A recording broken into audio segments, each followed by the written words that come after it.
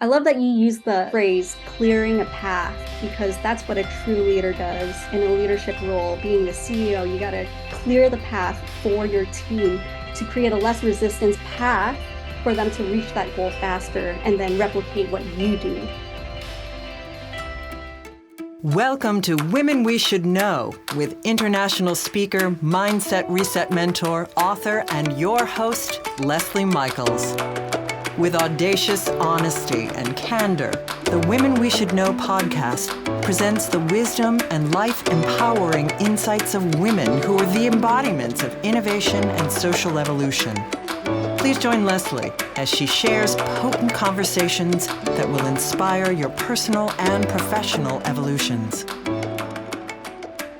Welcome to another episode of Women We Should Know, the podcast where we consistently bring you women of audacity and courage, women who are coloring outside of the lines and who refuse to get into boxes that were created by anyone else. One of the things that I'm really focused on doing during this period is bringing in more women of various different demographics so that we can see how we are the same and so that we can see how we are different and we can all learn from each other. And so this is going to be a very exciting fall. And I hope you tune in regularly. Be sure, subscribe, share, and like all of the various episodes that you come to see. For now, let me introduce you to the wonderful and, may I say, successful millennial woman that we have with us today. Anna Chau has been in a mix of sales and marketing for the last 15 years. She started in this field directly out of high school. From washing dishes to corporate retail to door-to-door sales, Anna made her way to currently being managing partner. Did I mention she's only 29? Managing partner at ENG2 Marketing. She helps professionals and businesses scale their business through actionable, sustainable strategies for long-term growth. She is right in the thick of it and creating great changes for a lot of individuals and a lot of businesses. She and her team have approached the many challenges that we all know happen in business of developing a successful company with tenacity, passion, and commitment. Anna leads her team in maintaining their focus on the goal of delivering a positive impact on those they work with by maximizing all the resources they have and that they are continuing to develop. I am really excited to have a conversation with this young woman, and I bet you're excited to eavesdrop in. So without further ado, how are you today, Anna? I'm very well, thank you, Leslie. Thank you so much for having me, first of all. And yeah, just having this opportunity to speak with you and engage with your audience here is just a blessing. Well, we are very happy to have you. And there are so many things that I want to speak with you about. First of all, one of the things I'd like to ask you is you have an understanding that some of the women, much your senior, kind of skipped past.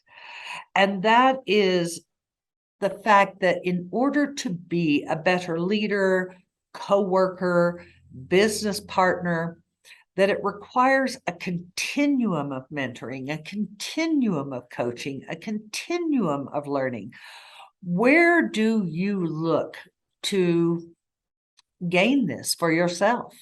I would first start off by looking at what kind of result, what kind of end goal it is, like what it would look like, whether it be like the reality, okay, when I get there, what would it look like? And who did I have to work with in order to get there? What are the establishments I have to work with, the people I have to work with, the people that I have to help?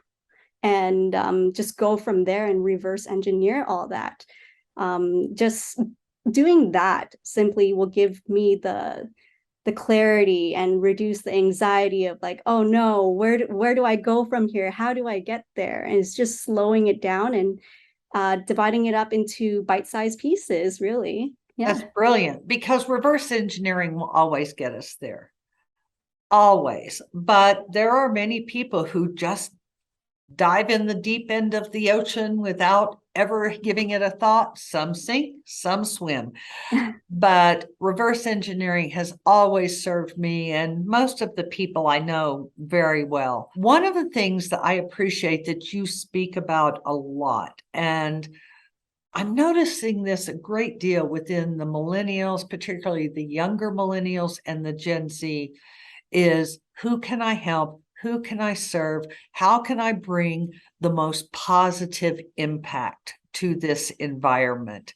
Is that something that you have cultivated, or is that something that comes naturally to you? Yes, it's something that honestly I would love to say that I cultivated it, but no, it's just something that you learn to adapt as you grow. Because what I found was just going through my past experiences when I was younger, I was very, I had an unrealistic timeline for myself to reach the goals that I had intended to reach, right? And you have to reduce that ego and that entitlement, and be realistic with yourself in order to get there. So you have to take a look at all these factors and reach out to the right people. And then you find that the more people that you help reach their goal, the more you will succeed, because now others will see that it is your reputation as well, that you have a reputation of helping others without expecting anything in return.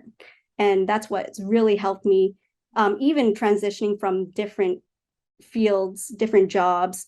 I still have contact with um, my old clients, even back when I was serving at a Zeller's Diner, which was closed down a long time ago, right? So, yeah.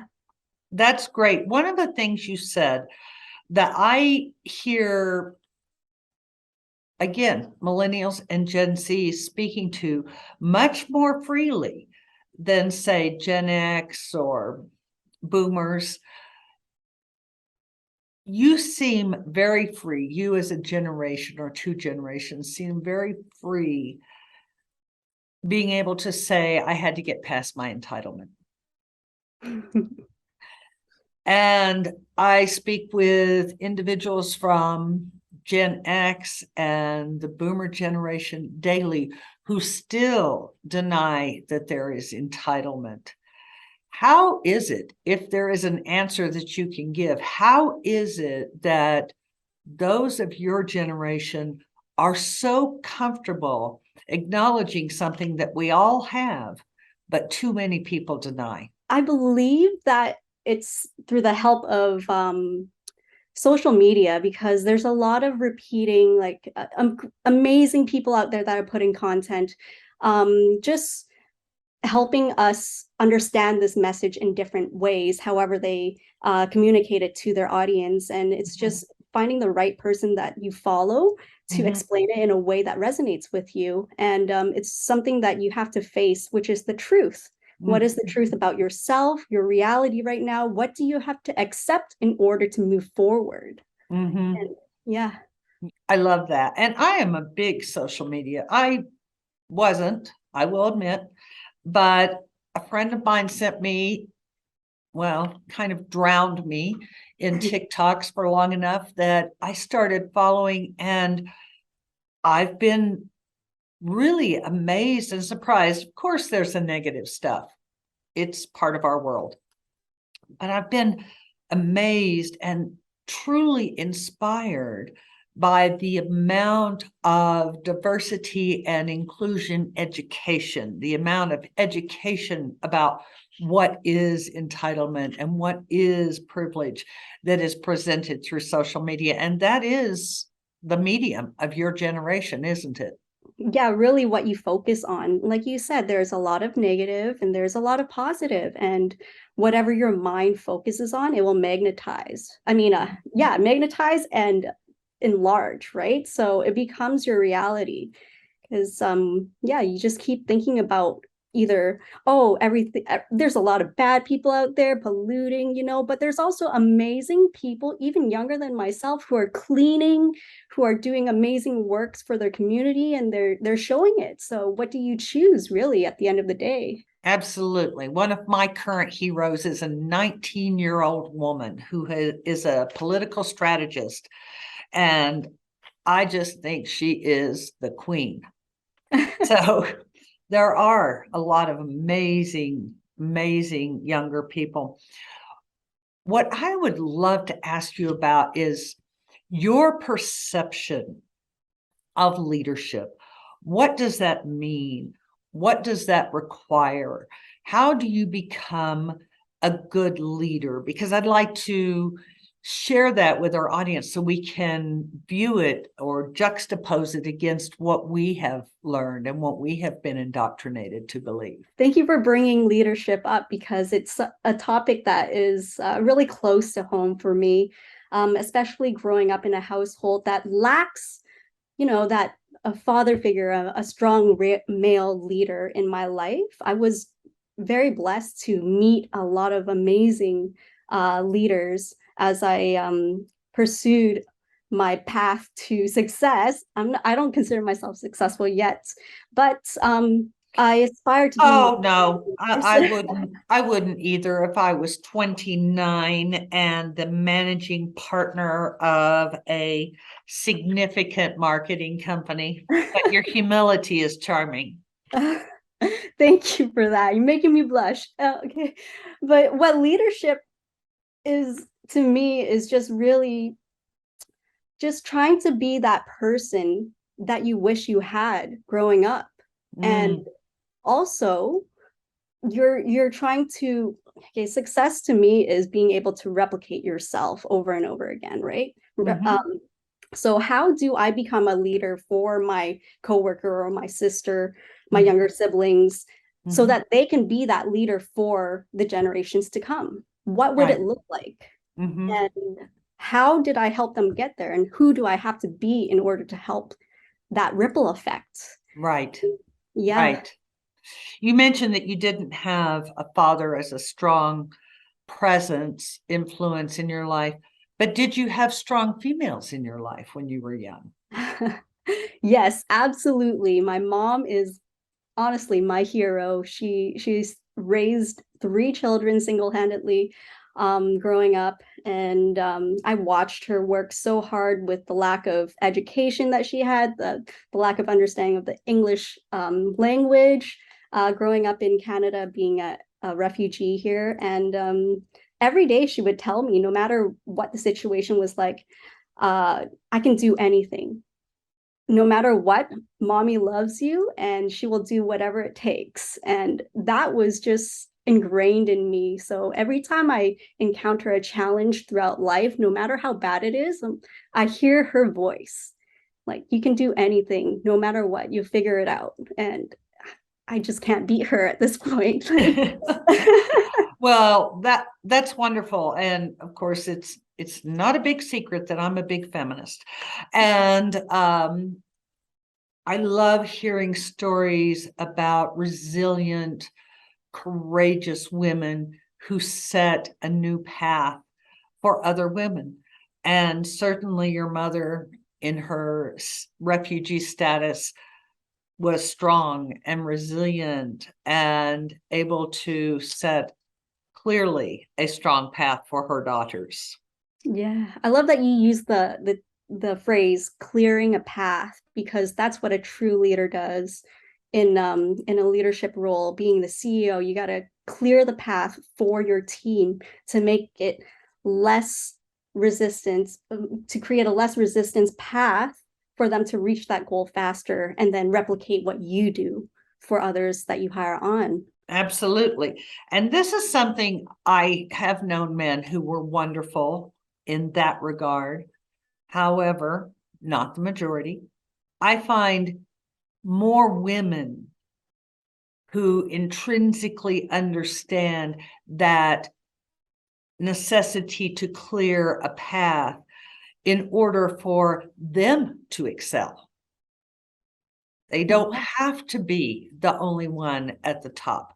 And in fact, there is an intrinsic understanding that only as there are more of us, only as we clear the path, do we succeed to greater heights. absolutely. Yeah. Yes. As women, we have a stronger, we're strong at, being able to gauge what the emotions are. And, we're just more empathetic in that way. And a lot of growth and being able to connect with others on a deeper level comes from that. One of the things I wanted to speak with you about, and this is something that is really just coming into the marketplace in a strong way. It's been on the fringes for a couple of decades, but now it's moving into the center, and that is how to market ethically. And I know ethical marketing is one of your cornerstones. We How to really stand out is marketing and selling ethically, and really how you define marketing and sales. When I talk about, or oftentimes when people think about sales and marketing, they think, oh, it's a slimy way, or like it's not a ethical um place to be, but really And sales. there are those old pillars of marketing that are not going to change, but it is changing for many of the companies, and certainly for many of the generations. Yeah, they can be crafty. You gotta be clever. But really, like, if you reduce it down, what is sales and marketing? It's the ability to really understand your target audience, who you're trying to serve, and understanding where they're trying to get, right? How are they going to achieve this goal that they want, and identifying that gap. And you are just positioning yourself in a way that they understand and see and trust that you're the bridge to that gap. And it's just like I said, who are you trying to serve, and what kind of value are you trying to bring to them? And if you, after having conversation with these amazing people that you're trying to help, if you find out that, hey, this is not the right route to take at this moment, you need to develop a little bit more in order to get to utilize the skill that I'm going to give you, then you have to help nurture them until they're at a stage where they're ready for marketing or ready for a sales team or what have you. And what a brilliant explanation of I can speak. I learned yesterday. Ethical marketing being about who you are serving, who you are helping, not just dumping as much of your product or as much of whatever your deliverables are on everyone you can all the way down the road. When we get into more and more of this ethical approach, I believe that it's going to enhance all of our society, not just sales and marketing, but it's going to enhance all of our society. Now, within the marketing field, this is a field where, for a longer period of time than many other industries, women have found a way to do quite well and to find a level of position and a level of authority. What is your experience with that? My experience with attaining that level of authority is just, yeah, just always being aligned with your core values. Because no matter who you are, right, if you're acting in alignment with your values and what you're preaching, you have to walk the walk, and you have to be an example of it. And um being in sales, it's boys club, if I may. And the guys really respect results. If you can deliver results and Mhm. you got there without playing the victim card, and you shove it in their face, hey, this is what I can produce. And Mhm. it's 10 times better. You want to learn? They're going to ask you, and they're going to respect that, and they're going to work with you, and then you can mesh the two different point of views together and become this powerhouse. And that's really how we got there, right? Absolutely.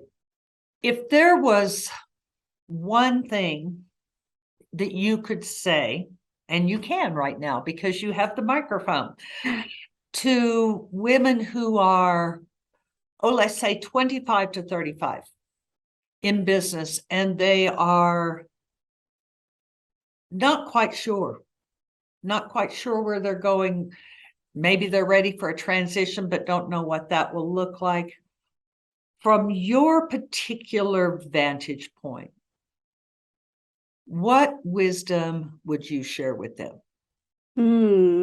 If they're not quite sure, do they even have they taken the time to really write down at the end of their life, imagining and visualizing what their life would look like if they've done everything that they wanted and achieve their goals, all their goals? Because I do that when I'm unsure myself, if it's something that if it's the type of person I want to become, because we're all constantly becoming somebody based on the Yes, actions. absolutely. We're all constantly becoming. Yes, yes. Yes. So in each situation that we face, what action are you taking and who are you becoming based off of that action that you're taking? Mm-hmm. And it's going to lead you down a path, right? And then from there, you're going to experience what you like and what you don't like, and what you're interested in, what you're not interested in. And Mm-hmm. then that will reveal to you a clearer path. Now you'll be able to see what kind of goals you're interested in. And then from there, what would your life look like at the end of your life if you've achieved that high goal that you have? And who are you doing it for as well? Because that's the most That's important key, part. isn't it? Yes, yes. As Mhm. so important because on those days that you want to give up, and there's going to be a lot of those, There are. on those days that you want to give up, remember why you started. Is it to honor your parents? Is it to, be the support for your family? You want to break that family cycle of, being in debt. You want to be able to properly educate your parents and your grandchildren later on about finances. Yeah, you got to be that person. So how do you get there, and what does it look like at the end of your life? I think that's a wonderful practice to consider who it is, because if we know who we want to be at the end of our life, we're naturally going to be able to gravitate to the careers and the people and the actions that are going to lead us in that direction. That's a most excellent recommendation. What is your next, because there will be so many in your life, but what is your next big goal that you are currently working to master? Personally, I really want to be an amazing mom who at the end of my life have raised them to become amazing leaders in their own, whatever they do, in their own community, in their own circle. That would be the highest achievement for me personally. Mhm. But professionally, I also want to help provide some sort of training or coaching mentorship for women and children, especially in the underground human trafficking, um, just giving them a way to reintegrate and gain that confidence in themselves and faith in themselves and in other people again. Something along those lines. I haven't clearly identified what that looks like yet, but I've encountered a lot of amazing people who are already achieving that Mhm. perhaps I can work with later on. That's beautiful. That's beautiful. And what I really appreciate about that is you integrated your goal for your personal life with your goal for your professional life. So often I will speak with women and I ask them what their goal is, and every word that they speak is about their professional life. We are terrible, and I will admit I include myself in this, women are terrible about letting work become their identity. And I have been as guilty or more so than most women I know. So I really appreciate that you incorporate your personal life along with your professional life. Thank you. Abs- Yeah, it really helps though, because when I know that, maybe it's not the right action to take in that moment, I will think to myself, I'll stop, be like, okay, would my kids be proud of this, or would my grandchildren be proud of talking about their grandma like this one day? Because I don't have them yet, but I can't wait to meet them. But I want to be that amazing person in their life, and not the one that's not present, mhm, mhm, although I'm there. Yeah. mhm. I really appreciate and enjoy hearing about the way you integrate your cultural perceptions into how you work and how you are in the world, because I can hear that there's so much focus on family, and I simply don't come from a culture that has that, not really in the same way. And I've always thought it was lovely. So thank you for sharing that piece with our audience, that piece of where you find your balance and where you find your focus. Thank you. As Yeah. we get ready to wrap up here today, what would be the one thing above anything else that you would like to share with our listeners today, Anna?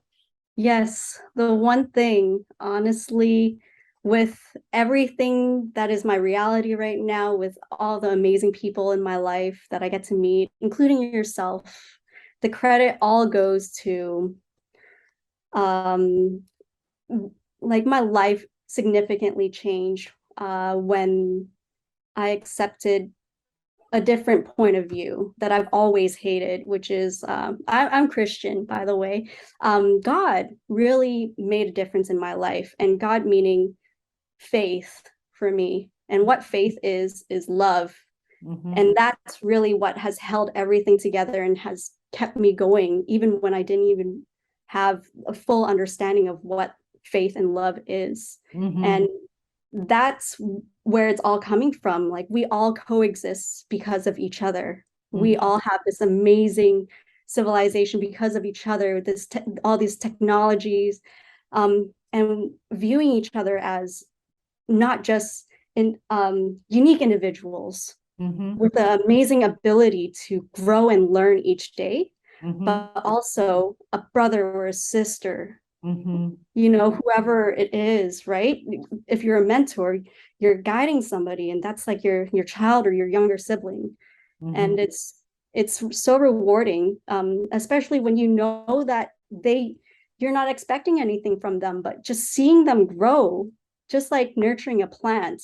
It just Mm-hmm. gives you this sense of purpose, higher purpose and consciousness, and that helps guides who you're becoming. I appreciate that. And I appreciate the fact that you define what you call God as love, because everybody can relate to that at some level. And it is an important aspect, regardless of what way you find for demonstrating it and relaying it. Anna, thank you so much for coming and being a guest today on Women We Should Know. I have thoroughly enjoyed our conversation. Likewise, Leslie, it was a pleasure speaking with you as always, and your beautiful smile, and just being so welcoming and open to talking about these different topics, and just giving women out there a platform to speak. I admire that. Thank you so much. Oh, you are welcome, and thank you. And for all of the listeners out there, yes, I'm going to do what I always do. I will put Anna's contact information and everything else that she wants to provide for us, her social media links so that you can keep up with what she's doing and where she's taking her leadership and how she is taking it out into the world in always progressive new ways. And as you go through the rest of this day, think about, what did you pick up in this conversation that can benefit you? Whether it is a similar perspective or something that caused you to alter your perspective. And as always, I'm going to invite you to like, share, and subscribe to Women We Should Know so that you can stay in touch with all of our wonderful guests. And as you do go through the rest of your day, I'd just like to remind you, you are stronger and wiser than you know. Thanks for tuning in, everyone. We hope you received inspiration for expanding your own social innovation and influence. Help us inspire others by sharing this episode and leaving your comments over at lesliemichaels.com/podcast. For more tips, insights, and support in creating a fully audacious, professional, and personal lifestyle you love, visit our Women We Should Know community on Facebook.